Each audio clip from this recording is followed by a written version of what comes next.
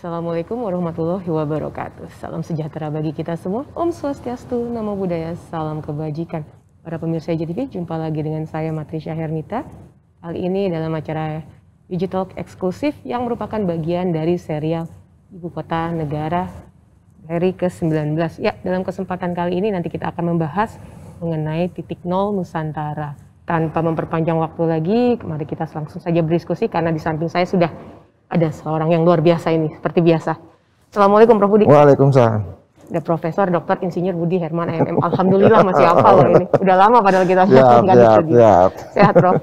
Alhamdulillah biasa nih. Nah ini hari ini kan merupakan seri ke-19 dari serial IKN, Ibu Kota Negara, atau sekarang juga sudah terkenal dengan Ibu Kota Nusantara gitu ya Prof ya.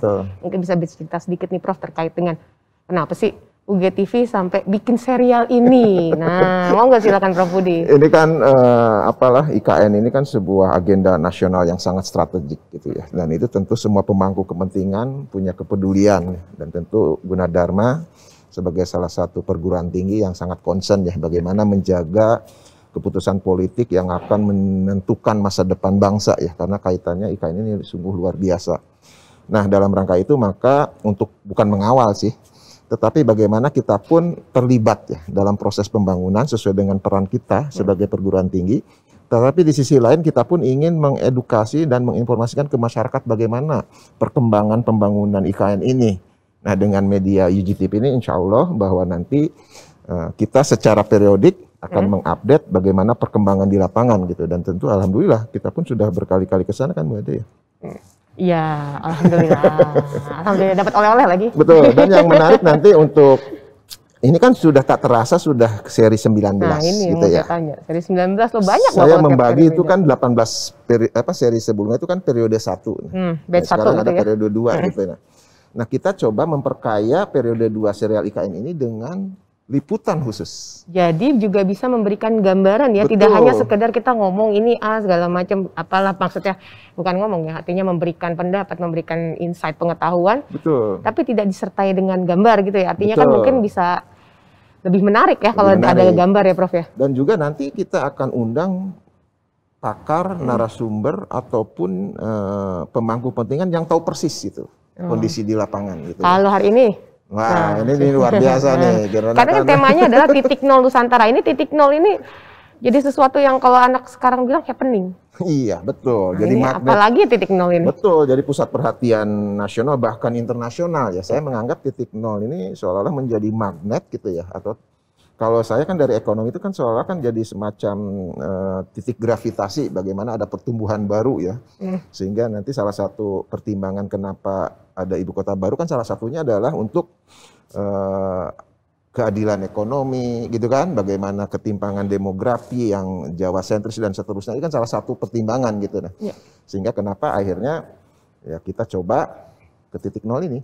Tapi saya melihatnya titik nol selain titik geologi dalam delineasi gitu ya sebagai batas IKN, saya melihat titik nol juga sebagai sebuah starting point. Bagaimana kondisi pembangunan itu, kondisi sekarang bagaimana kan gitu ini ya. ada makna harafiah, ada makna. Betul, ya kan? betul. Dan saya anggap ya selain sebagai hanya satu titik dalam peta baru ya untuk IKN, tapi itu tadi yang jauh lebih penting adalah bagaimana menjadi titik gravitasi betul-betul arah pembangunan ya, seperti yang diharapkan itu memang terjadi, ada pergeseran, pertumbuhan baru. Tetapi di satu sisi, karena titik nol ini baru tahap pertama pembangunan, saya anggap seperti baseline lah. Kondisi existing sekarang di titik nol itu seperti apa kan? Titik gitu ya. acuannya ya Prof ya? Betul, ya betul. Wah ini luar biasa nih Prof Budi. Nah ini mungkin nanti bercerita sedikit lagi ya Prof ya, artinya bahwa memang rencana pemindahan ibu kota negara itu kan seperti diketahui juga kan ke Provinsi Kalimantan Timur ya Prof ya. Lebih tepatnya di Kabupaten Penajam Pasir Utara. Tapi setahu saya itu kan besar sekali tuh. Iya, betul. Nah, ini juga nanti terkait dengan yang tadi dimaksud dengan titik nol. Nah, menyimak juga dari seri-seri sebelumnya dan dari pemberitaan di media bahwa kan ada zona-zona khusus di situ ya Prof. Nah, ini mungkin Prof Budi bisa bercerita sedikit nih Prof nanti sebelum kita. Nah, sebenarnya kan titik nol itu kan bagian dari kawasan inti pusat pemerintahan gitu ya. Nanti akan kita lihat tayangannya seperti apa. Tetapi intinya adalah terlepas dari itu semacam batas ataupun titik imajiner gitu ya. Karena kan kalau masyarakat itu sebenarnya mana sih batas-batasnya kan nggak kelihatan gitu ya. Tetapi dalam hari ini akan coba kita diskusikan bagaimana kondisi terkini untuk titik nol ini dan bagaimana perkembangan dan apa saja aktivitas ini nanti akan kita diskusikan dalam seri yang ke-19 ini, gitu Bu Ade. Ya udahlah, daripada kita ngomong mulu titik nol kayak apa nih, sepertinya para tim kreatif juga sudah menyiapkan. Sebenarnya oleh-oleh juga nih ya Prof ya, kemarin dari kunjungan ke sana untuk menyiapkan sebuah buah tayangan mengenai titik nol. Ya para pemirsa, kita simak dulu tayangan berikut ini. Monggo silahkan.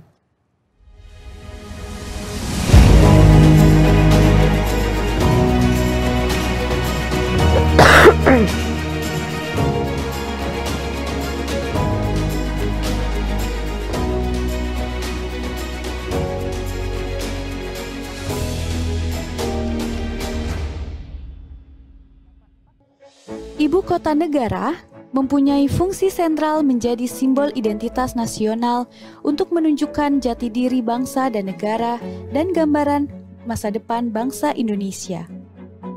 Pemindahan ibu kota negara ke Kalimantan sejalan dengan upaya untuk mewujudkan pertumbuhan ekonomi yang lebih inklusif dan merata, salah satunya dengan membangun pusat gravitasi ekonomi baru di tengah Indonesia. Wilayah Ibu Kota Nusantara memiliki total luas daratan sebesar 256.142 hektar dan luas wilayah perairan laut kurang lebih 68.189 hektar. Wilayah Ibu Kota mencakup kawasan pengembangan Ibu Kota Nusantara atau KPIKN, kawasan Ibu Kota Nusantara atau KIKN, dan kawasan inti pusat pemerintahan atau KIPP. Wilayah kawasan Ibu Kota Nusantara dengan luas kurang lebih 56.180 hektar terletak pada dua kabupaten existing, yaitu Kabupaten Penajam Pasar Utara dan Kabupaten Kutai Kartanegara.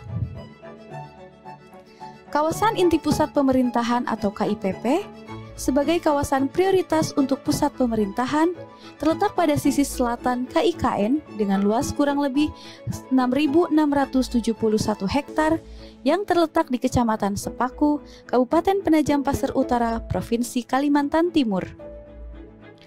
Area KIPP dan KIKN mencakup kawasan hutan mencapai sekitar 90%.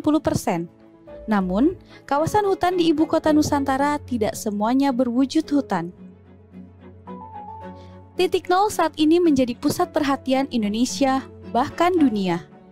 Titik nol menjadi magnet semua orang sejak rencana pemindahan ibu kota menjadi wacana publik. Geliat di titik nol dan sekitarnya makin meningkat ketika pembangunan IKN tahap pertama sudah mulai pada bulan Juli 2022. Pembangunan IKN tahap pertama ini akan dilaksanakan sampai tahun 2024. Titik nol berada di KIPP dan secara geografis merupakan tengah Indonesia dengan jarak yang relatif sama antara utara hingga selatan dan barat hingga timur dari wilayah Indonesia. Titik nol ada di Desa Bumi Harapan, Kecamatan Sepaku. Kecamatan ini tadinya merupakan wilayah yang termasuk Kabupaten Penajam Pasar Utara. Kini, berdasarkan Undang-Undang Nomor 3 Tahun 2022, sebagian besar Kecamatan Sepaku masuk wilayah IKN, yaitu masuk KIPP. Bagaimana kondisi titik nol saat ini, profil wilayah di seputar titik nol, serta bagaimana titik nol ke depan, menjadi topik bahasan pada serial IKN di UGTV hari ini. Ya baiklah, para pemirsa UGTV, baru saja kita menyaksikan tayangan mengenai titik nol. Titik nol Nusantara. Jelas tadi lihat ada Bu Ade, berarti ada Prof Budi juga ini lebih jelas Prof Budi di situ. Prof Budi mau ngomong apa? Ya menarik tapi ya, jadi kita ke sana lagi jadi. Karena ya tadi disebutkan juga ya bagian kan di Kecamatan Sepaku itu kan ada beberapa desa ya, tapi tidak semua desa di Kecamatan Sepaku itu menjadi bagian dari kawasan inti pusat pemerintahan KIPP gitu ya Prof ya. Nah ini gimana Prof? Nanti kita coba akan berdiskusi lah dengan penguasanya langsung nanti ya. Betul, karena ini belum dibocorin loh siapa narasumbernya dari tadi. Padahal di flyer udah ada. Ya, tapi ya intinya sebenarnya ya tadi ya, kadang-kadang orang kan bertanya-tanya kenapa di Sepaku? Gitu kan? Bagaimana sih? Kadang-kadang penasaran apakah mimpi dulu nggak gitu kan? Gitu kan. Ya, tapi Nggak ujug-ujug kan artinya. Iya kan betul. Itu pemilihan kan itu. pasti juga dengan analisis, dengan riset, Betul, dengan apa betul. namanya Nah, segala itu macam nanti pendalaman yang sangat mendalam pasti. Betul. Nah, Ya, kita lihat pemilihan. dulu nih bagaimana nanti tanggapan dari, tadi kan berkali-kali disebut bahwa titik nol itu kan ada di Sepaku ya. Dan Sepaku tuh, saya katakan dulu itu adalah bagian dari Penajam Pasir Utara. Tapi sekarang sebagian karena peraturan Undang-Undang Nomor 3 Tahun 22 udah terbit tentang ikan, nah itu kan ada sebagian dari kecamatan dari Penajam Pasir Utara itu kan harus diikhlaskan ya, masuk ke wilayah IKN. Tetapi kan bukan berarti terpisah sebenarnya ya, tetapi bagaimana pembangunan ke depan konsepnya kan tetap terintegrasi ya. Bukan masalah dengan batasnya IKN itu seolah-olah kan akhirnya Penajam terpisah, Balikpapan terpisah, ataupun Kutai Kartanegara terpisah, tetapi tetap disatukan oleh IKN. Sehingga dengan demikian konsep pembangunan IKN sebagai identitas nasional pun tetap kita pertahankan kan gitu. Luar biasa. Nah, itu nanti tadi kalau saya tertarik ada ya nggak tahu, nanti kita konfirmasi ya Prof ya. Konon katanya itu dari utara ke selatan dan timur ke barat, itu di tengahnya. Betul. Nah itu benar nggak?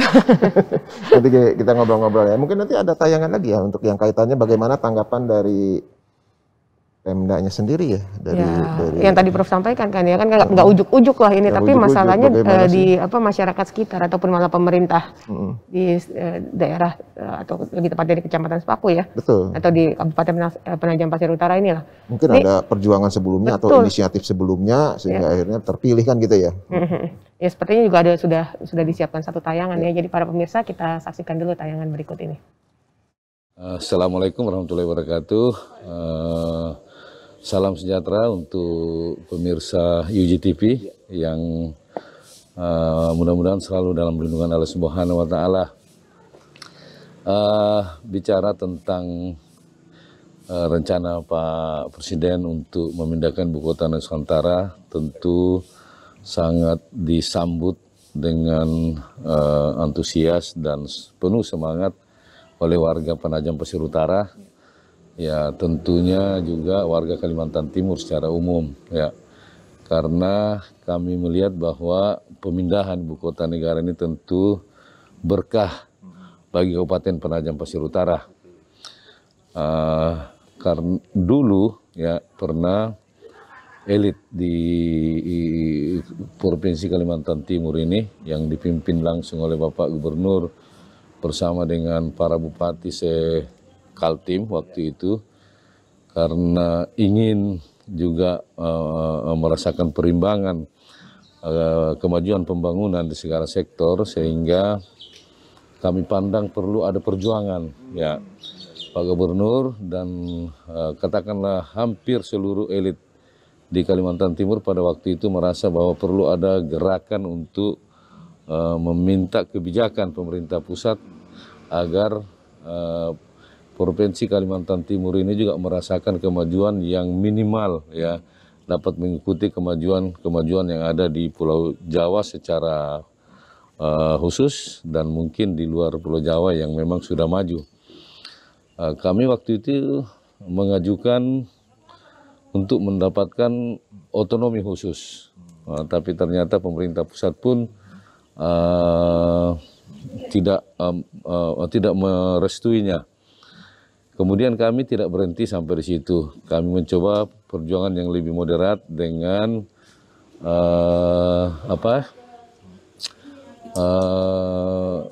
meminta untuk persentase pembagian hasil pajak gas, minyak dan hasil bumi lainnya untuk diberikan porsi yang lebih besar, namun juga itu tidak disetujui. Ya. Tapi ternyata Allah Subhanahu wa Ta'ala menjawabnya dengan memberikan sekalian ibu kota negara ini ke Kalimantan Timur. Makanya kami anggap ini adalah berkah yang luar biasa. Tentu kami sudah bisa membayangkan bagaimana pemerataan pembangunan itu akan betul-betul dirasakan oleh masyarakat Kalimantan Timur secara khusus dan mungkin masyarakat Indonesia di luar Pulau Jawa yang selama ini yang dianggap bahwa kebijakan selama ini seolah-olah terlalu Jawa sentris. Ini kira-kira kami pemerintah Penajam Pasir Utara ya tentu harus mempersiapkan diri ya, dengan segala macam segala daya upaya ya, ya termasuk membangun jaringan-jaringan ke semua aspek ya, ya semua sektor, termasuk tentunya dengan perguruan tinggi yang ternama di Indonesia ini. Hari ini kita sama-sama Universitas Gunadarma adalah salah satu upaya kami untuk bagaimana mempersiapkan SDM di Penajam Pasir Utara untuk bisa bersaing dalam menyambut ibu kota negara ini. Kira-kira begitu.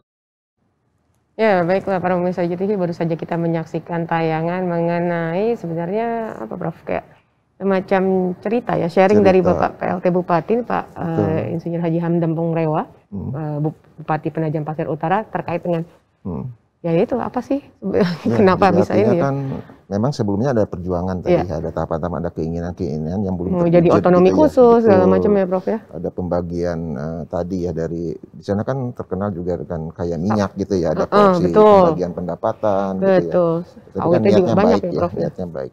Tapi yang menarik kan sebenarnya karena beliau ini kan termasuk orang sibuk gitu ya. Dari kan ada kita juga tadi ya. Iya, tapi saya kan direkam dulu. Tapi saya salfok dengan saya itu kayaknya mukanya ngajak berantem. Itu kan kepanasan. Mohon maaf nih para pemirsa sih. Nah, ini Prof Budi gimana nih? Kita mau lanjut diskusi, kita langsung menyapa narasumber. Ya, betul. Kita lihat yang punya hajat, yang saya selalu bercanda nih. Camat yang tersibuk di dunia. Ya, gitu. Tadi ada bupati yang tersibuk dengan artian positif gitu ya. Mungkin saya nanti izin menyapa langsung saja saya menyapa ya Prof Budi ya. Ini ada telah bergabung bersama kita sebenarnya dari awal acara ini para pemirsa JTV, ada Bapak Adi Kustaman, Esos MH. Beliau adalah PLT Camat Sepaku. Assalamualaikum Pak Adi. Waalaikumsalam. Waduh. Hermina, Prof Budi. Ya, siap. Assalamualaikum. Ya. Sehat Pak. Ya. Alhamdulillah sehat. Izin saya buka masker karena sendirian di ruangan juga. Wah, monggo silakan Bapak. Siap. Biar luar biasa. Malah pemirsa tahu nih sosok camat yang luar biasa, yang bagaimana jungkir balik dalam artian positif, bagaimana pembangunan di sana. Ya, dan juga suatu kehormatan juga buat kita ya Prof Budi bisa Pak Adi ini meluangkan waktunya untuk bergabung di seri 19 IKN ini Pak di UGTV. Terima kasih Bapak. Nah ini mungkin Prof Budi langsung mau berdiskusi. Monggo silakan Prof Budi. Baik Pak Adi, tadi kan Pak Adi sempat melihat tayangan tentang titik nol ya. Kemudian juga tadi bagaimana ada tanggapan ataupun sharing dari Pak Hamdam ya, PLT Bupati Penajam Pasir Utara. Sebenarnya kalau kondisi sekarang mungkin Pak Adi bisa menceritakan bagaimana sih situasi terkini. Sebelum nanti kita bahas sebenarnya mimpi apa nih Pak Adi dan teman-teman di Sepaku ini gitu ya. Apakah sebelumnya ada survei ataupun ada keterlibatan masyarakat didengar oleh pemerintah? Silakan Pak Adi kalau ada tanggapan atau informasi tambahan. Baik, terima kasih Prof Budi dan Ibu Hermita ya. Panggil Bu Metrisa gitu ya kira-kira. Dan pemirsa UGTV dimanapun berada. Jadi terima kasih saya diberi kesempatan untuk talk show ya, atau berbagai informasi di UGTV. Dan tentunya seperti yang tadi ada cuplikan ya, wawancara dengan Bapak Bupati, kami atas nama pemerintah Kecamatan Sepaku kita diumumkan oleh Presiden Joko Widodo pada tanggal 26 Agustus 2019 bahwa akan memindahkan ibu kota negara ke sebagian Kabupaten Penajam Pasir Utara dan sebagian Kabupaten Kutai Kartanegara. Namun demikian, sebelum diumumkan, kami juga telah mendapatkan atau menerima beberapa kegiatan ya, pelaksanaan beberapa kegiatan pendampingan, khususnya dari tim kajian ya, berbagai dari kementerian berkaitan rencana pemindahan ibu kota negara itu tahun 2017. Dan saya mengikuti tim pakar, tim ahli untuk melakukan penelitian atau kajian di kabupaten kami. Dan dari situlah kami juga sebetulnya merasa kayaknya tidak akan mungkin lah untuk memindahkan sebuah ibu kota negara ke kabupaten kami. Waktu itu tidak yakin.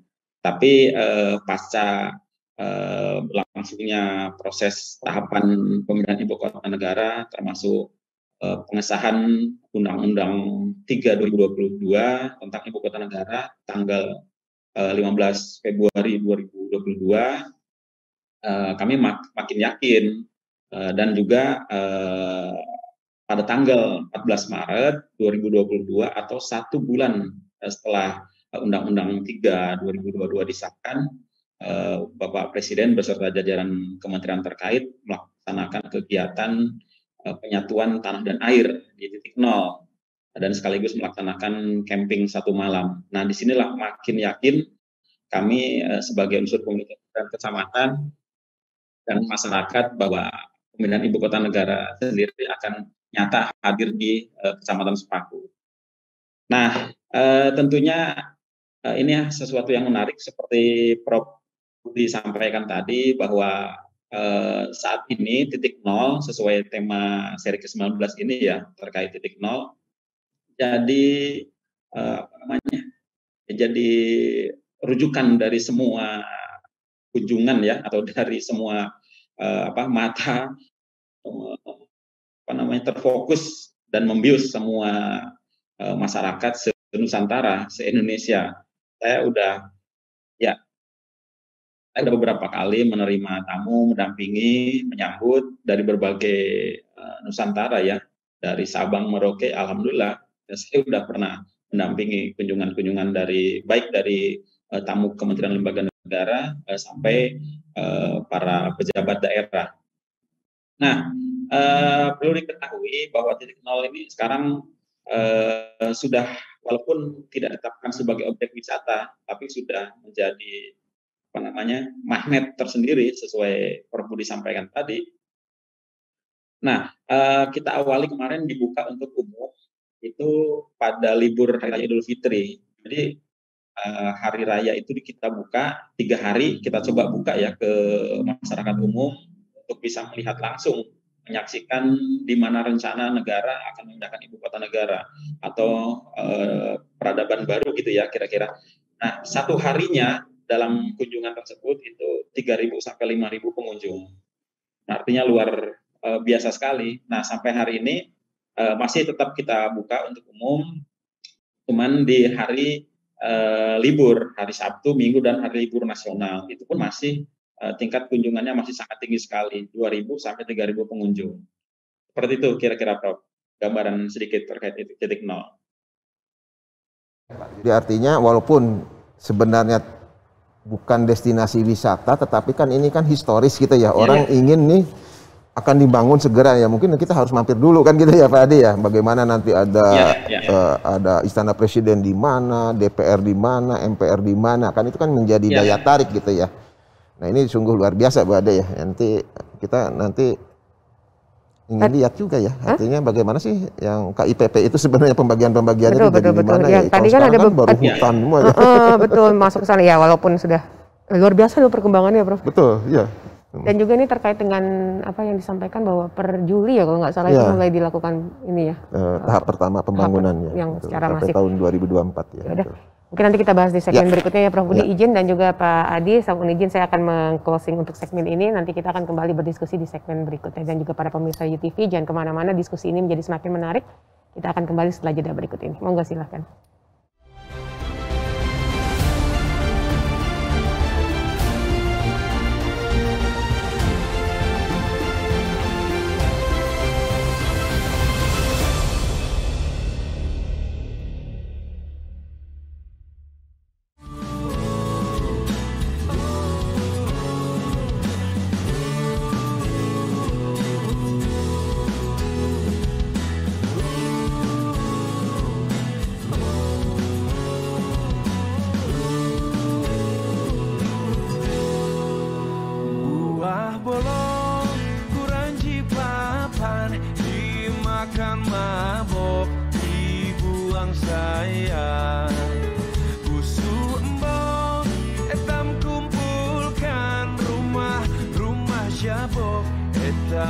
Lestarikan buah salak mudah diperam, dimakan kelak, dibuang sayang.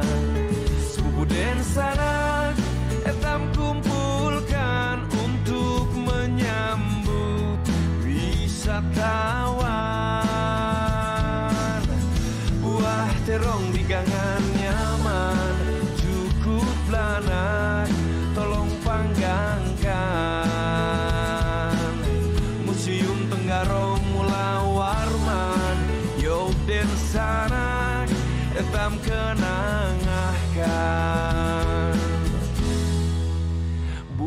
salak mudah diperam, dimakan kelak, dibuang sayang. Bumbu dan sanak etam kumpulkan untuk menyambut wisatawan.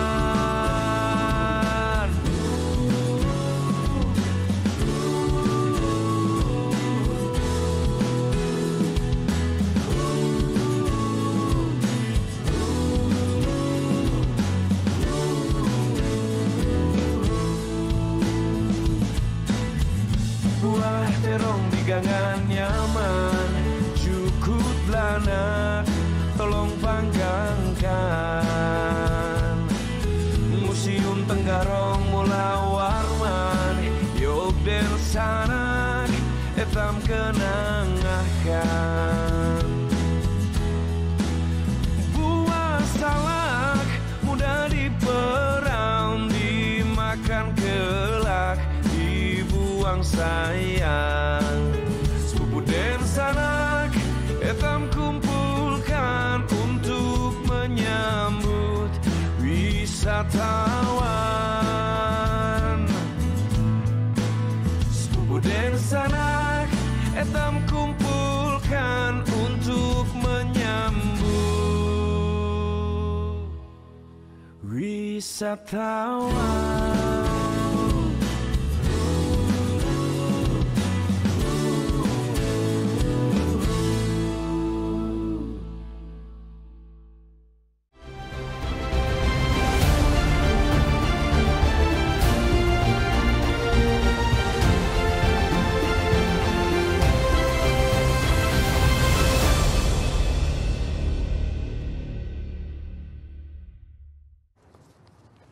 Ya, baiklah para pemirsa UGTV, kembali di segmen kedua acara UG Talk eksklusif yang merupakan serial Ibu Kota Negara.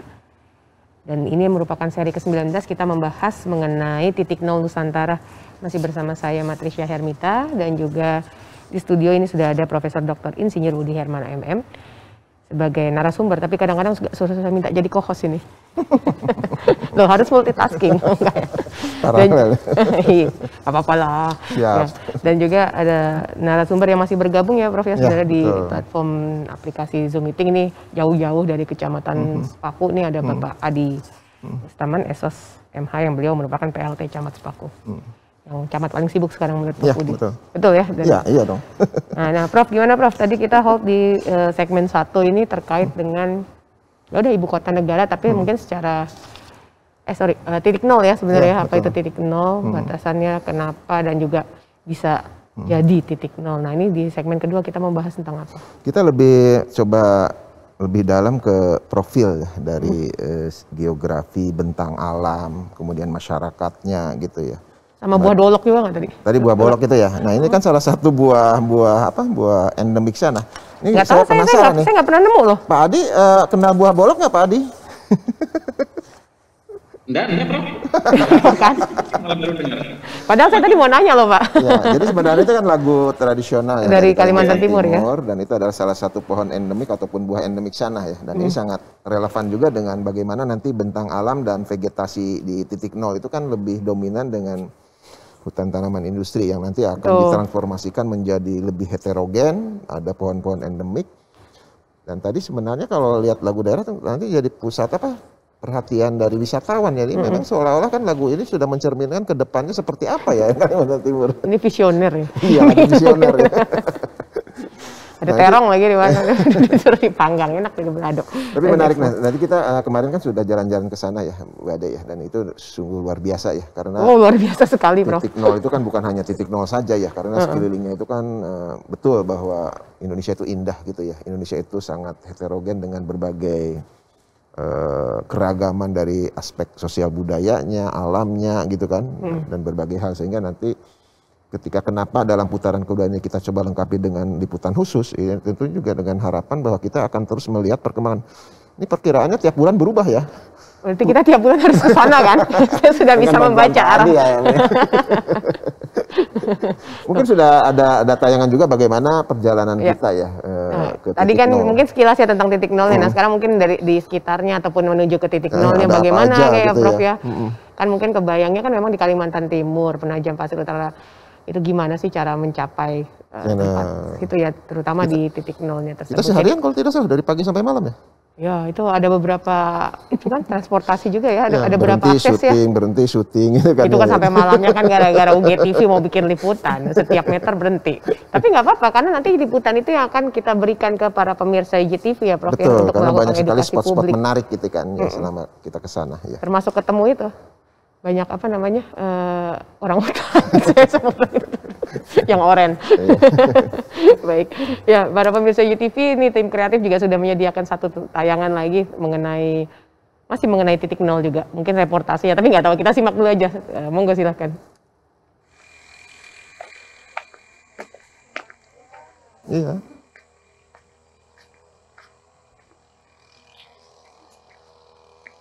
Nah, pemirsa, setelah menuruni banyak anak tangga dari pendopo atas, sekarang kita berada tepat di titik nol. Di belakang saya ini adalah signage titik nol dan juga di sebelah kiri ini ada tempat di mana saat Bapak Presiden Jokowi mencampur air dari 7 sumber.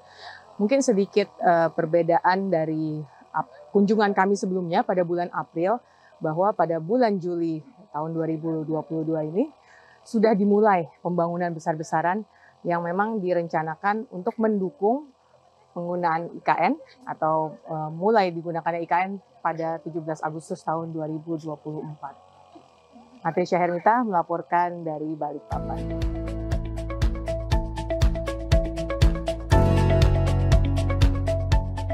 Perjalanan tim UGTV ke titik nol dimulai dari kota Balikpapan. Jarak Balikpapan ke titik nol melalui jalur darat, di sisi utara Teluk Balikpapan sekitar 80 km lebih dengan waktu tempuh sekitar 2 jam. Dari kota Balikpapan, tim UGTV masuk tol Balikpapan Samarinda pada KM 13, bergerak ke arah utara relatif sejajar Selat Makassar di pesisir timur Kalimantan Timur. Panjang tol Balikpapan Samarinda sendiri sekitar 99 km lebih. Setelah menempuh 22 km di jalan tol, tim keluar tol di Kecamatan Samboja. Kecamatan Samboja yang sebelumnya masuk wilayah Kutai Kartanegara, kini sebagian besar masuk ke wilayah IKN. Wilayah perairan IKN juga ada Kecamatan Samboja, yaitu di pesisir Selat Makassar. Setelah keluar tol, spot menarik pertama adalah Bukit Soeharto yang termasuk kawasan hutan lindung yang akan dipertahankan di IKN. Perhentian berikutnya adalah gerbang perbatasan IKN dari arah Samboja. Tidak jauh dari gerbang perbatasan IKN, tim UGTV berhenti sejenak di gerbang masuk hutan alam Bangkirai. Hutan ini termasuk hutan alam atau hutan primer, tempat tumbuhnya beberapa pohon endemik, misalnya kayu ulin, pohon meranti, dan lain sebagainya. Total luas hutannya sekitar 1.240 hektar, termasuk sekitar 500 hektar merupakan hutan alam yang masih asli. Perjalanan dilanjutkan dan sempat mampir ke bendungan Sepaku Semoy di Kecamatan Sepaku. Inilah kecamatan yang sebagian besar wilayahnya masuk kawasan Ibu Kota Nusantara. Sebelumnya, Kecamatan Sepaku merupakan wilayah Kabupaten Penajam Pasir Utara. Bendungan Sepaku Semoy direncanakan memiliki luas genangan mencapai 280 hektar dengan kapasitas tampungan air sebanyak 10,6 juta meter kubik.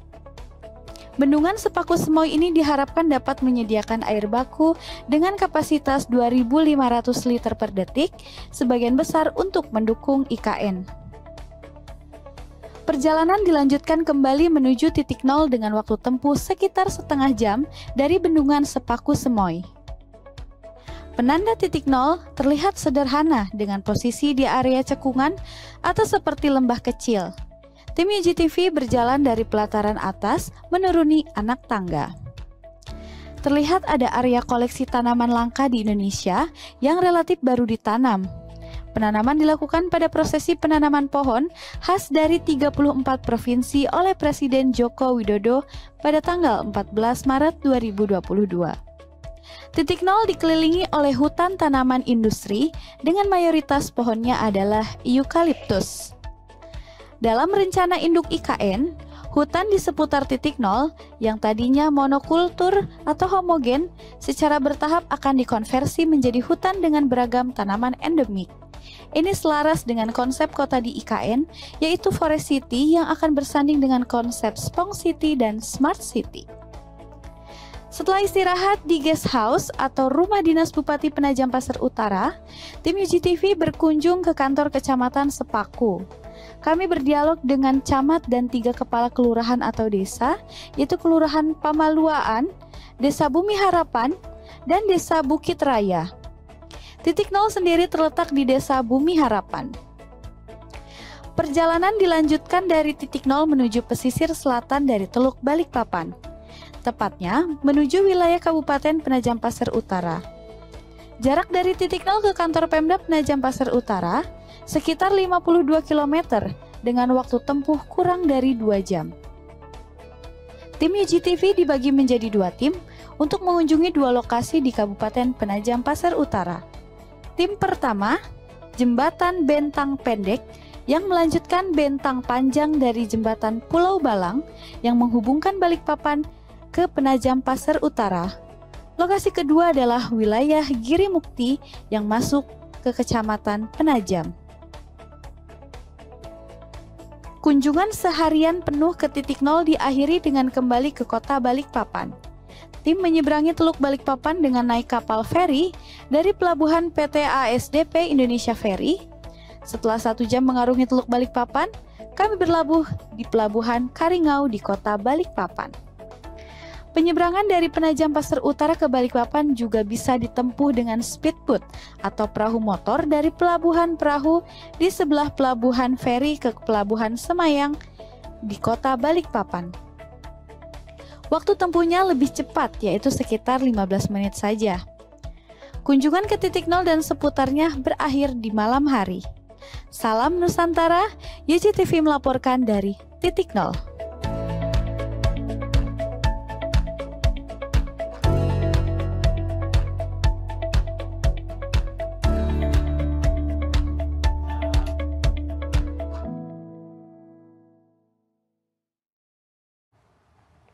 Ya, para pemirsa UGTV, baru saja kita menyaksikan reportase tim UGTV ke titik nol.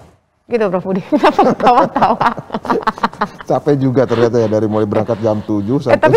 Tapi saya senang loh nonton ini tayangan ya? ini 6 menit. Iya betul, jadi artinya kan itu kan menggambarkan juga ke pemirsa ya bagaimana ternyata rute itu kan kita melalui ini ya, tapi sebenarnya bisa sebaliknya kan gitu, muter gitu ya, ke arah dari Balikpapan ke Penajam baru muter lagi ke... Dan ini adalah aksesnya darat, lautnya ferry gitu kan ya, tapi kan juga ada yang lebih cepat lagi dengan tadi dipakai speedboat ya. Kita juga alhamdulillah tim UGTV udah pernah nyoba ya Prof ya, yang itu yang kapal klotok nanti ya di sini ya.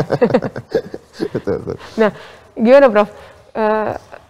Sebenarnya nanti tadi kan sekilas banyak sekali spot-spot yang menarik ya, dan insya Allah nanti akan kita bahas lebih detail ya untuk setiap titik gitu ya, untuk setiap sektor. Tetapi itu tadi menggambarkan bagaimana tadi ya titik nol itu betul-betul sana itu kan saya nggak menyangka ya, salah satu efek, apakah mungkin efek dari pembangunan itu ya.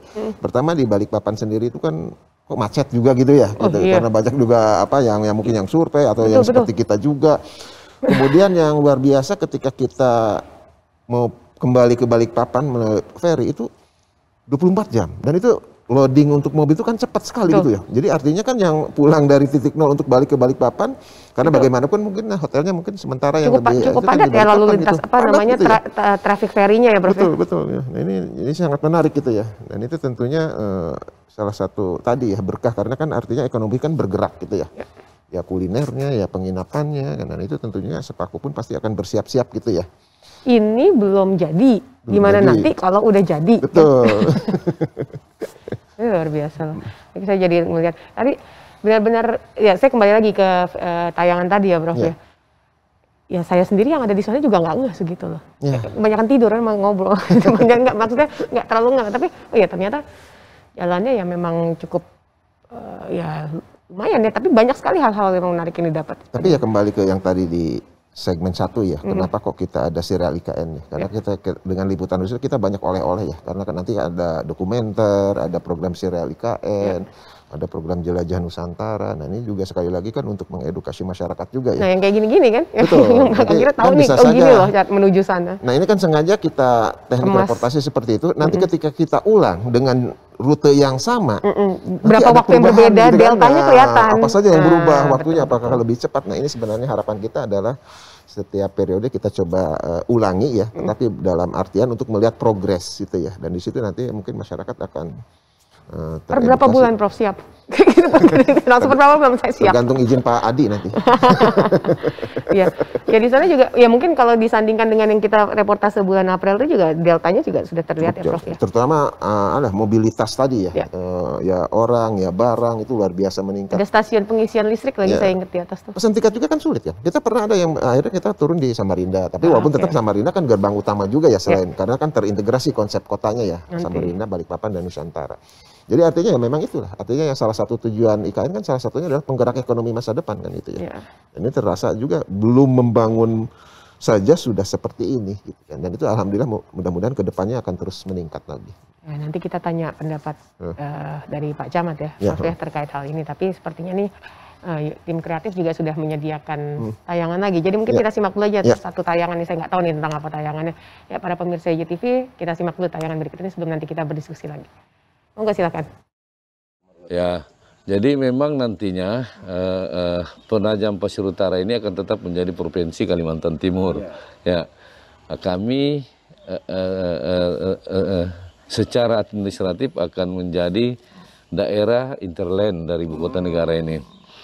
Yang jadi ibu kota negara itu cuma satu kecamatan di wilayah administratif kami, yaitu Kecamatan Sepaku.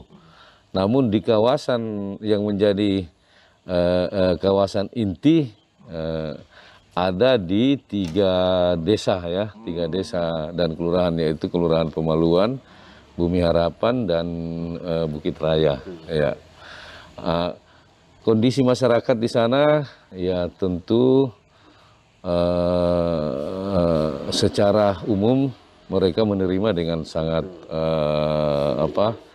antusias, namun ada juga yang barangkali karena mungkin saja belum memahami apa yang kemungkinannya, kemanfaatannya akan didapatkan dari pindahnya ibu kota negara ini. Kemudian mungkin ada keraguan karena mereka merasa secara SDM tidak akan mampu bersaing dengan SDM datang dari luar. Ya, ketidakyakinan.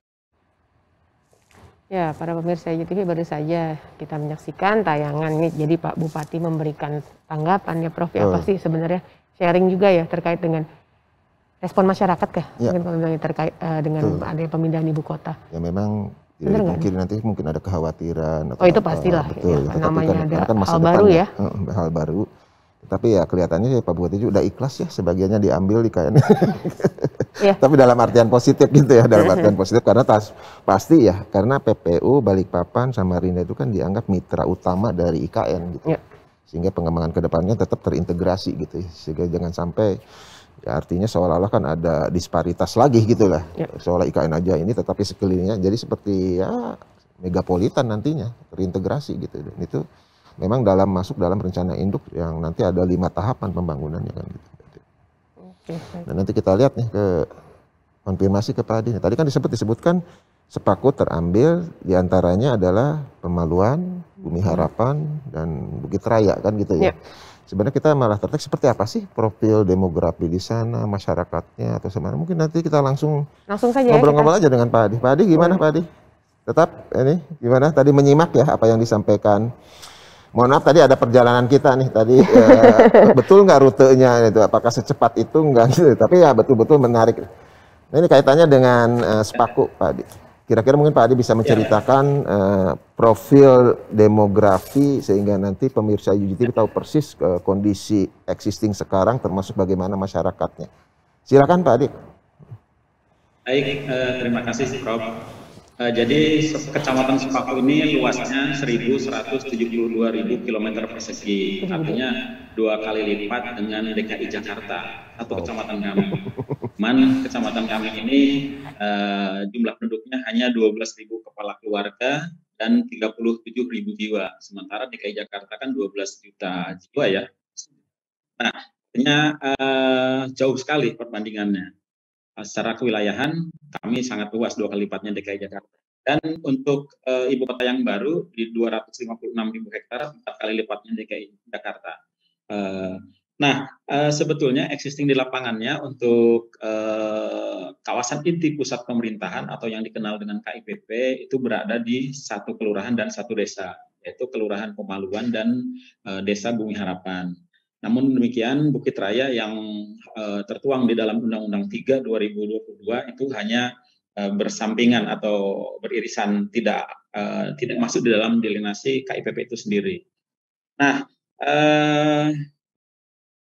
saat ini di masyarakat memang kalau dulu setelah diumumkan oleh Presiden Joko Widodo pada tanggal 28 Agustus 2019 itu memang ada sebagian masyarakat ya sangat, walaupun kecil jumlahnya, namun juga menjadi perhatian pemerintah pusat dan termasuk kami pemerintah di tingkat kecamatan. Ada khawatiran masyarakat kami nanti akan tidak mendapatkan kesempatan di IKN, akankah nanti menjadi masyarakat termarginalkan, terpinggirkan, tidak mampu bersaing dengan penduduk pendatang. Pada waktu itu memang muncul ke permukaan ya.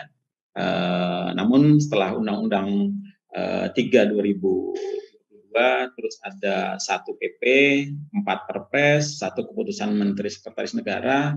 Nah, saat itu juga saya sudah menyampaikan melalui lurah kepala desa untuk tidak lagi mempersoalkan atau diskusi atau berdebat terkait penolakan atau hal yang saya kira sudah lagi. Sekarang intinya masyarakat harus sudah mempersiapkan diri, menyongsong dan tentunya menyambut dengan hadirnya Ibu Kota Negara. Ini keputusan negara, ini keputusan pemerintah, ini keputusan politik yang harus kita dukung bersama. Nah, persoalan khawatiran atau jadi keresahan masyarakat ini sudah mulai pelan-pelan dijawab oleh pemerintah melalui kementerian lembaga terkait dan otorita bersama otorita dan pemerintah daerah, dan kami di tingkat kecamatan juga sudah melakukan berbagai kegiatan-kegiatan dalam rangka menguatkan penguatan SDM masyarakat, khususnya dalam bidang kegiatan-kegiatan pelatihan. Nah, ini sudah mulai dalam 1 bulan terakhir ini sudah ada 7 kegiatan pelatihan. Dan terus ini tidak hanya 7, tidak kegiatan yang akan dilaksanakan insya Allah di awal Agustus ini juga kegiatan dari bidang konstruksi. Pelatihan konstruksi juga ada 7 bidang. Kegiatan-kegiatan pelatihan operator alat berat, kegiatan pelatihan yang lainnya sangat banyak sekali. Yang saya kira masyarakat kami alhamdulillah dan bersyukur diberi kesempatan yang pertama kalinya. Saya kira ini wajar, dan karena memang Kecamatan Sepaku yang masuk dalam kawasan inti ibu kota negara atau yang terdampak langsung baik sosial maupun kegiatan konstruksi yang 2-3 bulan ke depan sudah mulai dilaksanakan. Nah, terkait tadi ya, pertama saya melihat tadi menyimak tim kreatifnya UGTV ini sangat luar biasa. Saya kira sudah tadi banyak yang sudah dikunjungi ya, didatangi, dan ada namanya spot lain lah nanti yang saya kira kalau tim kreatifnya kembali ke sini insya Allah saya dampingi di sekitar titik nol. Kurang lebih 8 kilo dari titik nol itu ada sebetulnya air terjun yang kita kenal air terjun Kemiri. Iya, ketinggiannya itu 15 sampai 20 meter ketinggian air terjunnya ini. Cuman memang tidak dibuka untuk umum sementara ini. Dulu pernah dibuka untuk umum, cuman karena di sisi masih produktif, masih jalur hauling perusahaan salah satu perusahaan ya industri, sehingga kita tutup untuk umum. Namun khusus nanti untuk UGTV saya kira bisa kita dampingi ke sana. Terus juga ada hutan atau kawasan wisata mangrove, terus ada gua Tapak Raja yang ada di Desa Wonosari, banyak spot lainnya juga yang saya kira perlu dieksplor juga ya oleh JJTV supaya secara nasional masyarakat melihat bahwa indahnya calon ibu kota negara yang baru. Kira-kira begitu, Prof. Baik, Pak Adi, ini saya tertarik tadi ya bahwa dari sisi luas itu kan Sepaku itu kan 2 kali DKI gitu ya. Tetapi dengan kepadatan penduduk yang sangat jarang gitu ya. Saya tertarik mengenai apakah di sana itu ada mengenai profesi ya, mata pencaharian masyarakat yang dominan, apakah ada memang kita kan identik dengan kelapa sawit, jadi pekebun, atau apakah ada sawah, apakah ada sektor-sektor lain, usaha kecil, mungkin gambaran umum tentang mata pencaharian masyarakat Sepaku saat ini seperti apa, Pak Adi? Baik, dalam 10 tahun terakhir memang ada pergeseran ya. Kalau yang dulu petani kami itu petani berkebun atau lada gitu ya, merica. Nah, dalam 10 terakhir ada 2 perusahaan perkebunan sawit yang prestasi di Kecamatan Sepaku, sehingga masyarakat yang tadinya memang bertani di sektor merica sekarang sudah berubah dalam 10 tahun terakhir ini diganti menjadi tanaman sawit, karet dan seterusnya. Nah, sebetulnya pernah masuk dalam sejarah ya, Kecamatan Sepaku ini penghasil lada atau merica terbesar di Kalimantan Timur pada waktu itu. Nah, cuman ya itu karena kondisi masyarakat mungkin lebih memilih dirubah menjadi tanaman sawit ya itulah saat ini sudah ada bahan alih-fungsi lahan. Nah, terkait sampai hari ini itu ya petani didominasi oleh petani pekebun sawit. Nah, kalau untuk sawah di sini hanya 20%-an saja. Ya. Baik. Paling kalaupun padi itu padi gunung, Prof. Ya, betul. Tapi nanti kan mungkin dengan adanya pembangunan kan nanti akan menyesuaikan kembali dengan rencana induk ya, karena bagaimanapun pangan itu kan menjadi hal yang sangat penting juga gitu ya. Apalagi nanti kan ada istilah forest city tetap kita pertahankan, tetapi di sisi lain bagaimana suplai pangan pun termasuk nanti posisi Penajam Pasir Utara mungkin bisa saja menjadi lumbung pangan yang masuk ke IKN kan begitu ya. Ini tentu ada beberapa transformasi lah terkait dengan ekosistem maupun industri-industri yang menjadi klaster utama di IKN. Tapi yang tadi saya garis bawahi dari Pak Adi itu apa Bu Ade?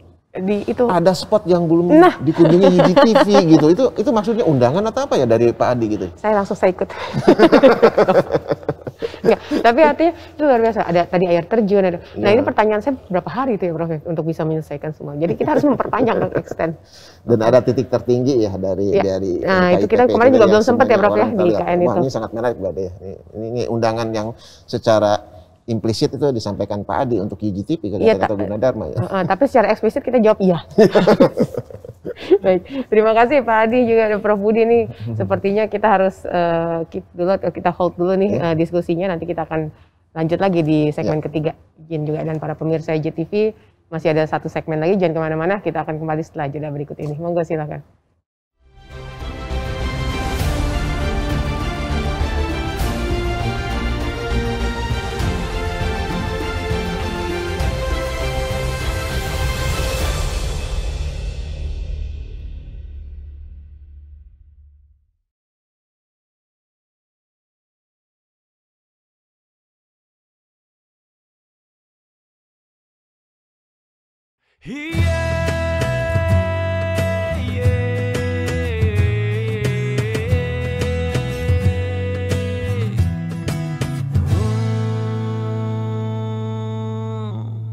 Cik-cik beriuk belanga sumping dari Jawa, datang naik ke Cibok bawa kepiting 2 ekor.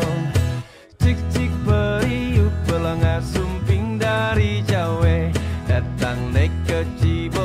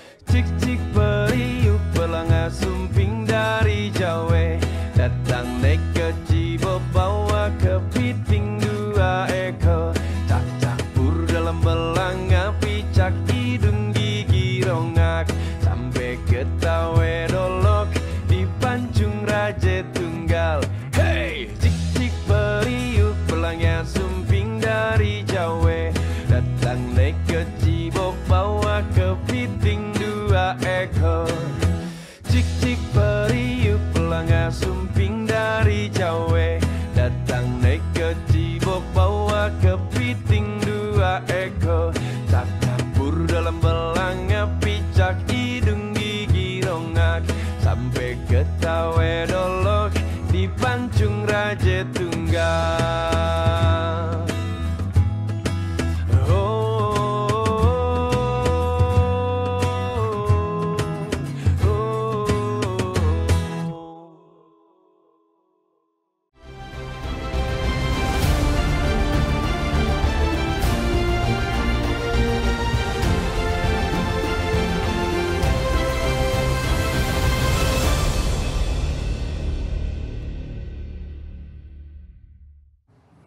Ya, para pemirsa IJTV, Cik-Cik Periuk dari Pilos yang dibawakan oleh Pilos Band mengawali segmen ketiga seri IKN di acara UG Talk eksklusif kali ini. Nah, seri 19 dari serial IKN atau Ibu Kota Negara ini mengangkat tema mengenai titik nol Nusantara.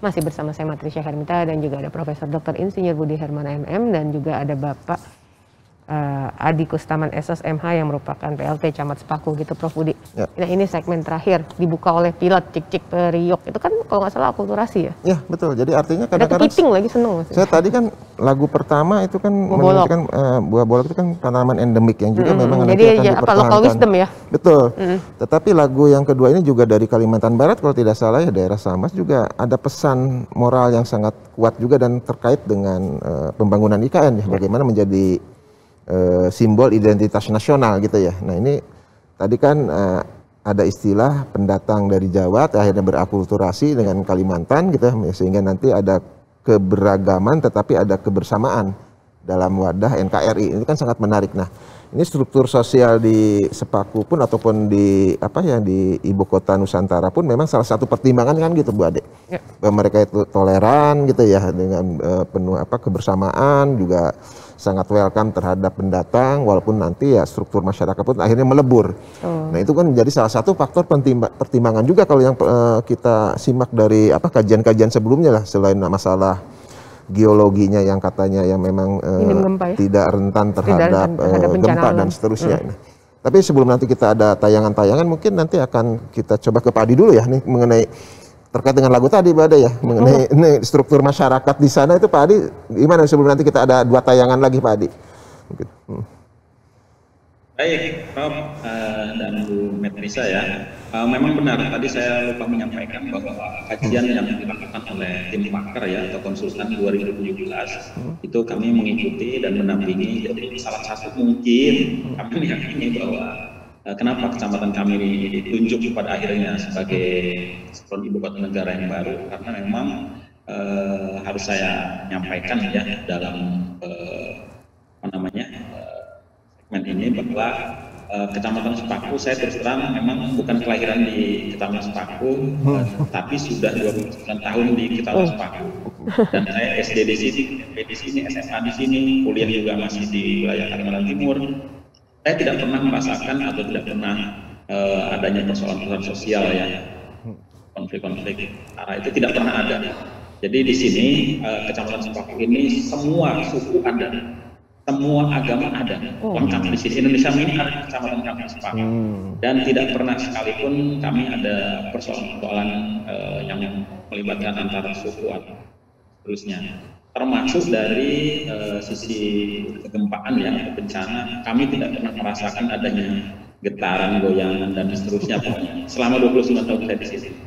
Nah terus juga mungkin posisi Sepaku ini memang strategis. Tadi Prof Budi menyampaikan bahwa memang secara geografis ya strategis sekali Sepaku ini karena untuk yang ditetapkan sebagai kawasan ibu kota negara ini akses yang bisa ditempuh melalui jalur darat maupun jalur sungai. Kalau jalur sungainya Prof mungkin kemarin sudah nyoba atau belum ya, itu bisa ditempuh ke Balikpapan pun hanya 45 menit melalui Sisebon. Nah itu langsung ke dermaga Citasabun, itu salah satu dermaga perusahaan industri. Nah dari dermaga tadi ke nol hanya 10 kilo. Dari dermaga ke Balikpapan itu hanya 25 kilo. Atau 45 menit maksud saya kalau tempuh. Nah, itu maaf Pak Adi, itu sungai apa ya? Itu yang bermuara ke Teluk Balikpapan bukan? Kalau nanti yang menyusuri lewat sungai. Muara Teluk Balikpapan. Jadi sepanjang sungai ini semuanya hutan bakau, artinya ada binatang khas Kalimantan ya, atau bekantan itu biasanya di pinggir Paku itu. Jadi menarik Prof. Jadi kalau dari Tapi muara ada buaya gitu. ada buaya. Ada buaya juga. Itu dari muara Teluk Saya malah Balikpapan tertarik, Pak. itu, dari muara Teluk Balikpapan ke dalam gitu ya, itu ke arah itu kira-kira berapa jam kalau pakai speedboat? Pak? Ya. Berapa lama? Berapa lama tuh? Dari muara Teluk Balikpapan sampai 45 ke menit, Prof. 45 menit ya? 45 menit. Baru nanti turun berlabuh di bandara di Dermaga. dermaga ya, berlabuh di dermaga yang yang mendekati itu sekira 10 km lagi ke titik nol gitu. 10 kilo ke titik nol. Itu dari itu di Dekat Sepaku. sekali, Prof. Dermaganya di Sepaku ya Pak ya berarti ya? Ya, di sisi tempat dekat titik nol kemarin itu, kalau dari Penajam ke kanan. Perlu dicoba nggak? Perlu banget Pak. Nanti saya dengan Prof Budi harus coba. Oke, awal Agustus. Baik, makasih Pak Adi. Ini kan Nanti sekali sisi lagi. dulu. Ya, Ya. ya. Jadi artinya memang di satu sisi selain tadi mengenai struktur sosialnya juga sangat beragam tetapi toleran. Tetapi kan tantangan tetapi kedepannya juga kan tantangannya kan luar biasa ya. Bagaimana pengembangan SDM gitu Nah, jangan ya resistensi itu kan terjadi ya. Maksudnya kan dari awal itu pasti sempat ada penolakan ataupun ada resistensi dari masyarakat terkait dengan pemindahan ibu kota ya Pak Adi tadi kan sempat sampaikan. Nah, tapi kan di satu sisi resistensi itu kan muncul karena ketakutan ya, cemas. Ya, kecemasan kan. Kecemasan mampu nggak kami bersaing dengan ya nanti kalau udah jadi ibu kotanya pindah di sini dengan pendatang-pendatang yang mungkin mereka anggap bisa mungkin saja memiliki kompetensi yang lebih besar. Dan nah, artinya pengembangan SDM juga jadi penting. Betul ya. Dan dalam artian juga begini ya, bahwa ini kan proses panjang ya. Ini yang 5 tahap itu sampai 2045 gitu ya. Yang mungkin mohon maaf misalnya untuk yang generasi bapak ibunya sekarang ya mungkin ada kekhawatiran. Tetapi kan nanti anak-anaknya itu kan menjadi tokoh penting nanti di IKN kan gitu ya, sehingga nanti masalah antar generasi juga Bu Ade. Jadi ini kan adalah perjuangan jangka panjang sampai 2045 kan gitu kalau dilihat. Berarti namanya evolusi perilaku. Nah gitu, jadi artinya di satu sisi tadi Pak Adi mengatakan ada pelatihan untuk bapak ibunya saat ini, tetapi tentu pemerintah pun menyiapkan bagaimana generasi mendatang, ya seperti Pak Adi katakan 29 tahun di sana kan itu lahir di sana, tetapi ya besar di sana. Luar biasa sekarang jadi PLT Camat Sepaku yang akhirnya menjadi perhatian dunia kan gitu ya.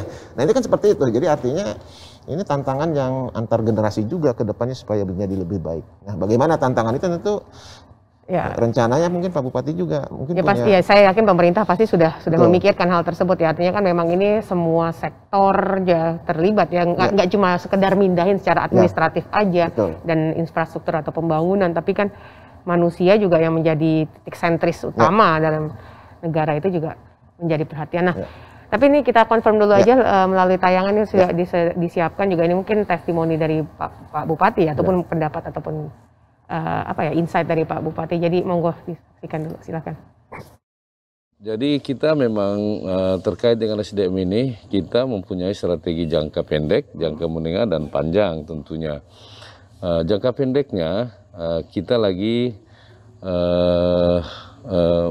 banyak membangun komunikasi dengan termasuk Kementerian Tenaga Kerja untuk bagaimana bersama-sama memikirkan agar dalam waktu singkat ini pencari kerja ya yang ada di Penajam Pasir Utara ini bisa memiliki standar keahlian dan kompetensi yang bersertifikat. Nah, alhamdulillah ternyata itu direspon melalui Kementerian Tenaga Kerja akan bekerjasama dengan Dinas Tenaga Kerja Kabupaten Penajam Pasir Utara akan membentuk pusat layanan tenaga kerja.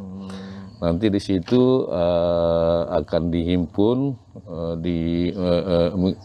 menginventarisasi berapa sih jumlah pencari kerja yang ada di Penajam Pasir Utara ini dengan kualifikasi pendidikan dan keahliannya. Nah, kemudian nanti juga pusat informasi ini akan mencari informasi juga kualifikasi pendidikan, keahlian yang bersertifikat yang nanti akan dibutuhkan di dalam proses pembangunan IKN ini. Itu yang jangka pendek. Nah, tentu kita tidak bisa membiarkan pencari kerja kami itu karena tidak memiliki kompetensi sehingga kompetensi keahlian sehingga mereka tidak bisa masuk ikut bekerja. maka itu menjadi tanggung jawab dari pemerintah untuk bagaimana mereka segera mendapatkan keahlian dan sertifikat, keahlian yang bersertifikat yang sesuai dengan kualifikasi yang akan menjadi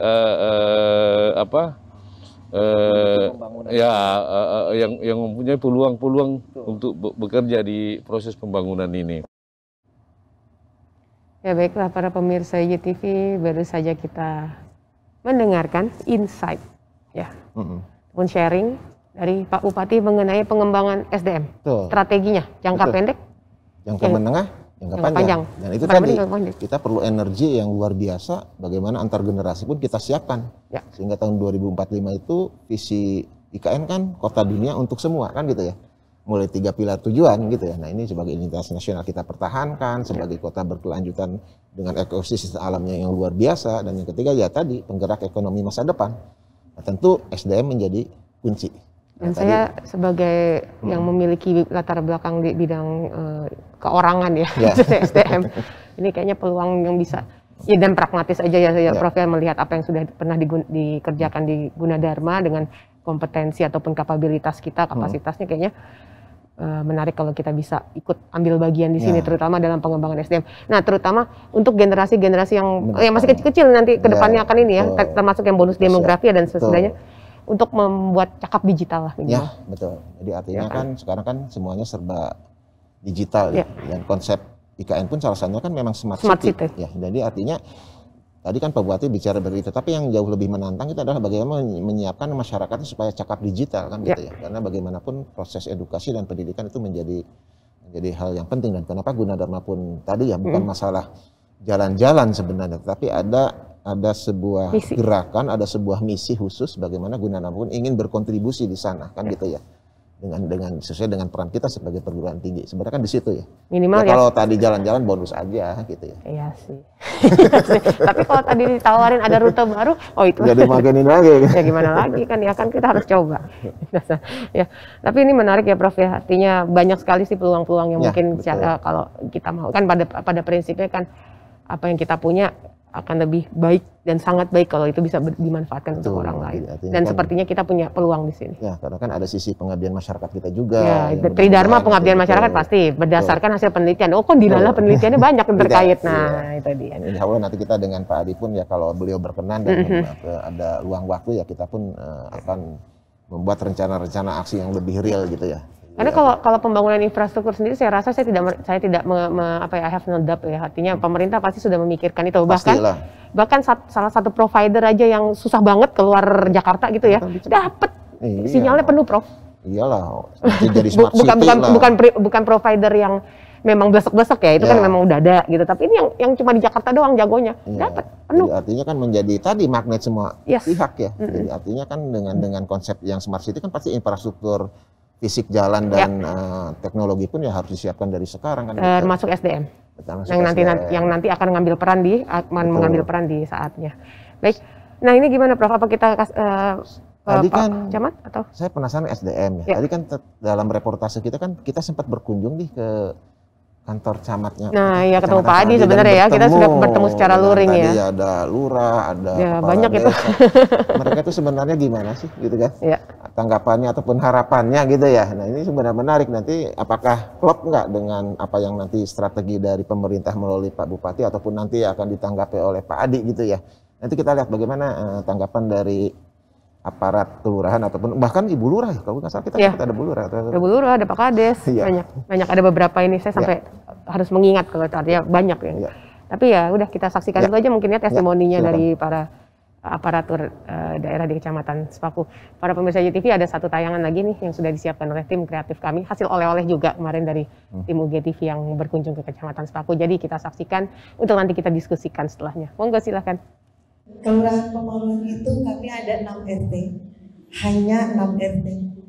Penduduknya tidak banyak, sekitar 2000. Kami pendidikan cuma punya SD 1, tidak punya SMP, tidak punya SMA. Tapi alhamdulillah dari Dinas Kabupaten, dari pusat juga ada selalu perhatian buat kami dengan warga. Pekerjaan warga kami juga belum banyak yang skill, masih ada yang bekerja sebagai buruh di perusahaan, masih ada yang ikut kerja Manggul Sawit. Perempuan kami, ibu-ibu kami juga ada yang masih mengangkat solo buat nyemprot di hutan, ikut kerja di perusahaan. Itu Bu. Jadi harapan kami besar sekali buat untuk orang Pemaluan. Ketika IKN nanti terjadi dan benar-benar terjadi ada itu, kami mohon kami didulukan di Pemaluan. Kalau fasilitas tempat kami insya Allah mulai SD, SMP, SMK ada semua, kecuali universitas. Tapi kalau Universitas Gunadarma mau duduk saya, kami welcome. Kami welcome. Bahwa untuk sumber daya manusia kami sudah rencanakan, alhamdulillah. Walaupun dengan anggaran DD maupun ADD yang kami persiapkan, ternyata pemerintah pusat lebih dulu merespon. Jadi gayung bersambut. Rencana untuk pelatihan ternyata kami menganggarkan melalui DD maupun ADD sudah disambut pemerintah dan mulai 2 minggu yang lalu ini dilakukan pelatihan. Ini kami terima kasih kepada pemerintah juga. Begitu juga untuk warga desa Bumi Harapan ini mayoritas adalah petani. Mayoritas petani di situ terbanyak adalah persawahan.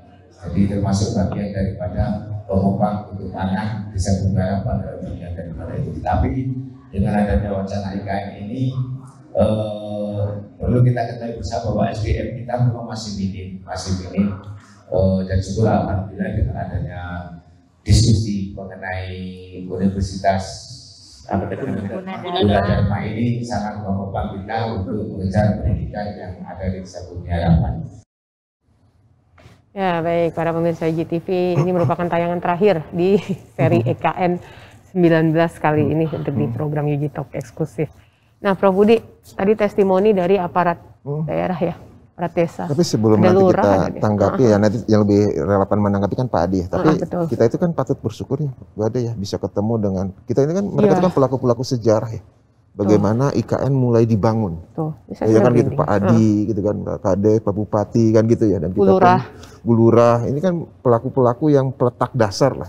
Dan mereka ada optimisme, ada harapan besar gitu ya. Dan di satu sisi juga pemerintah pun ya seperti tadi Bu Ade katakan ya, pastilah pemerintah pun melakukan sesuatu yang luar biasa. Karena ini kan agenda yang luar biasa kan gitu.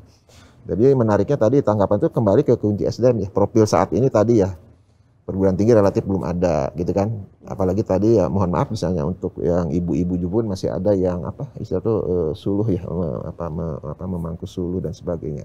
Tapi itu kan kondisi saat ini. Tadi kan Pak Adi sempat mengatakan ada gerakan masif untuk pengembangan SDM melalui pelatihan-pelatihan informal. Kan gitu ya. Nah ini mungkin kita langsung, bagaimana nih tanggapan Pak Adi tadi, tanpa izin Pak Adi kita tayangkan nih Ibu Lurah dan 2 kadesnya gitu lah. Kita tanpa ini ya. Nah ini kan dalam tanda kutip kan ini subordinatnya Pak Adi ya, artinya kan perangkat-perangkat di bawahnya itu. Ini suatu challenge dan opportunity juga sebenarnya, artinya memang ya dengan adanya IKN. Tapi ini itu kan suara dari bawah ya, artinya kan memang dalam peraturan perundangan turunan dari Undang-Undang Nomor 3 Tahun 2022 juga kan ada partisipasi publik gitu ya, bagaimana mereka pun ada ruang untuk mengkomunikasikan keinginan-keinginan sehingga nanti IKN itu betul-betul memang hasil pemikiran yang juga merepresentasikan keinginan dari grassroots gitu ya. Kita coba langsung ke hubungi Pak Adi. Pak Adi gimana nih, ada Pak Lurah dan 2 kades nih yang tadi disebut-sebut gitu. Tanggapan Pak Adi silakan Pak Adi. Baik Prof, terima kasih dan Bu Metlisya serta pemirsa IGTV. Jadi apa yang disampaikan testimoni tadi dari Lurah Pemaluan, Kades Raya, Kepala Desa Bumi Harapan, itulah kondisi saat ini dan beberapa bulan atau tahun kebelakang kemarin. Namun demikian saat ini seperti yang tadi disampaikan Prof Budi bahwa sudah berbagai ikhtiar ya, upaya yang dilakukan oleh pemerintah melalui kementerian lembaga terkait serta otorita melalui tim transisi serta Kabupaten Penajam Pasir Utara dan kami unsur pemerintah di tingkat kecamatan, berbagai kegiatan dalam rangka menjawab tadi apa yang menjadi pertanyaan-pertanyaan dari Lurah Kepala Desa tadi ya. Nah saat ini ya tentunya kami berharap dengan hadirnya berbagai program penawaran kegiatan ya, masyarakat bisa memanfaatkan momentum ini atau momen ini jangan sampai terlewatkan, karena Kecamatan Sepaku diberikan kesempatan yang pertama, diberikan ruang seluas-luasnya oleh pemerintah. Kecamatan Sepaku yang pertama tentunya yang diutamakan.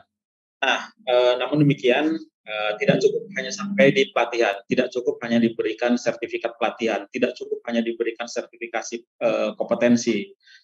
Namun kami juga menyampaikan kepada pemerintah pada akhirnya nanti setelah yang dilatih ini harus bisa dikawal, harus bisa sampai dihantarkan sampai ke bekerja di instansi kementerian terkait yang tidak lama lagi akan mulai beraktivitas. Perusahaan-perusahaan BUMN saat ini sudah mulai ada kegiatan di Kecamatan Sepaku. 2-3 bulan ke depan 20.000 sampai 50.000 tenaga konstruksi sudah mulai kegiatan. Nah, tentunya inilah kesempatan bagi masyarakat kami diberikan ruang seluas-luasnya, diberikan kesempatan yang pertama. Nah, tentunya 2-3 bulan ke depan ini seperti yang kita ketahui kegiatan konstruksi sudah mulai masif ya. Nah, ini juga tentunya dampak positif dan negatifnya harus diantisipasi. Nah, tentunya hadirnya 20.000 sampai 50.000 tenaga kerja konstruksi di ibu kota negara ini kan menjadi PR kita bersama, bagaimana nanti masyarakat bisa berdampingan, bisa bersama ya kan dengan masyarakat pendatang yang notabene dengan segala sesuatunya sudah siap ya dari segi SDM-nya. Tentunya tidak terlepas juga nanti persoalan-persoalan sosial juga akan pasti ada. Nah, harapannya melalui pemerintah karena kegiatan konstruksi sudah mulai dilakukan, tentunya fasilitas-fasilitas misalkan kesehatan, pendidikan, ya kan, itu juga harus mulai disiapkan bersamaan dengan kegiatan konstruksi dasar saat ini. Saya kira itu, Prof. Budi. Tadi tertarik ya bahwa ini kan jangka pembangunan tahap pertama kan dimulai ya dari Juli ini sampai 2024 ya, itu kan tahap pertama ya. Tadi dikatakan Pak Adi juga udah mulai nih ada pergerakan mobilisasi 20.000 sampai 50.000 tenaga konstruksi. Belum lagi logistik gitu ya. Baru tahap pertama. Jadi artinya tadi juga ada pelatihan-pelatihan yang mendukung warga masyarakat saat ini untuk mendukung proses secara langsung pembangunan. Tadi ada pelatihan untuk forklift gitu ya, ada untuk yang mungkin dump truck gitu ya, ataupun tenaga-tenaga kerja yang langsung. Tapi yang menarik mungkin Mbak Ade, apakah dari sisi lain, itu kan tadi yang namanya jumlah tenaga yang sangat banyak itu kan perlu kuliner ataupun dukungan usaha-usaha lain. Ada pelatihan-pelatihan lain nggak untuk sektor usaha ataupun pelaku-pelaku katakanlah sektor informal atau UKM untuk mendukung pembangunan secara tidak langsung Pak Ade? Betul. Kira-kira gimana Pak? Baik, Prof. Saya mencatat sesuai kebutuhan ya, ini karena saya himpun dari Lurah Koalisi apa sih yang menginginkan pelatihan-pelatihan apa saja kebutuhan masyarakat. Dari 29 jenis pelatihan, masyarakat kami yang mendaftarkan diri dari kemarin itu kurang dari 1.000, hanya 873 peserta. Artinya sangat kecil sekali, kurang dari 1.000 dibandingkan rencana yang akan dibuka atau akan 2-3 bulan ke depan ini 20.000 sampai 50.000 tenaga konstruksi dan tenaga kerja yang lainnya. Nah, artinya apa?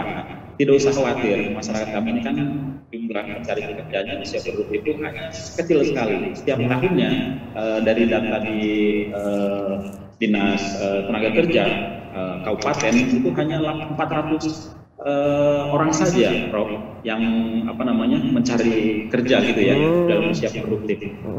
Artinya kecil sekali.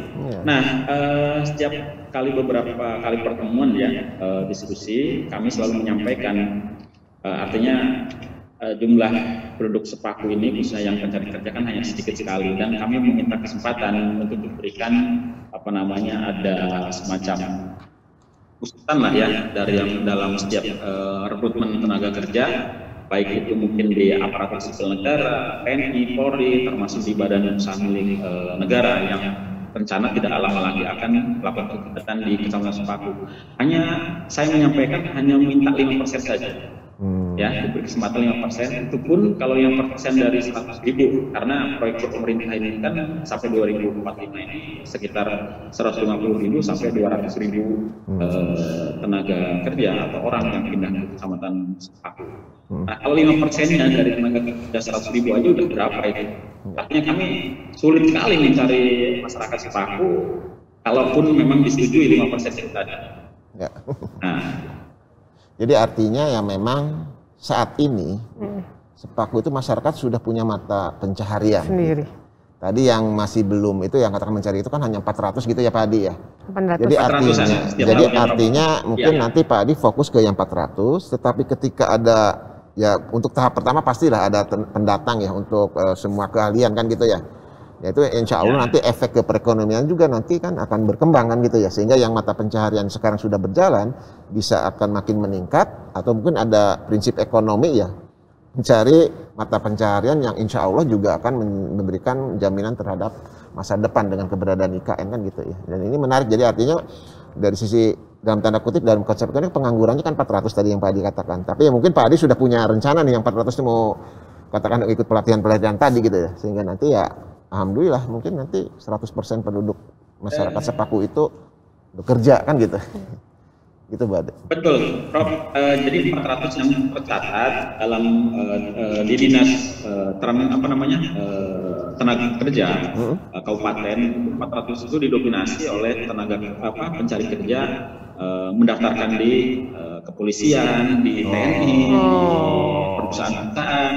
Nah, sementara yang data masuk di kami untuk kegiatan pelatihan kan bagian dari database kami dalam hal ini untuk cari kerja juga.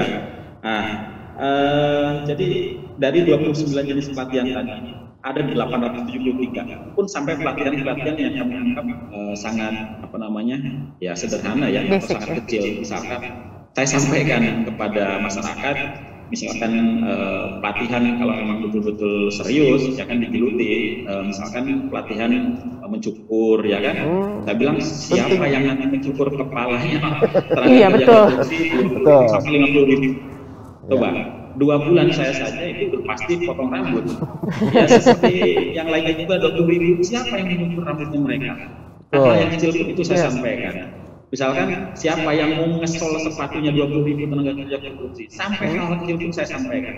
Tentunya yang besar-besar juga ya peluang bagi masyarakat kami yang terbuka lebar sekali. Yang penting bisa memanfaatkan momentum ini ya kan. Kita kebetulan punya kesempatan yang pertama lah, karena kita punya daerah, punya wilayah dan punya tanah ya, artinya ya itu bisa kita gunakan untuk usaha. Ya. Baik, ini luar biasa nih Bu Ade, tanpa terasa nih kita ngobrol dengan Pak Camat itu udah 1,5 jam gitu ya. Tapi ya kalau kita kumpas tuntas ya kenapa kita ini serial kan gitu ya, sehingga nanti akan kita coba diskusi lebih lanjut untuk yang setiap sektornya tadi.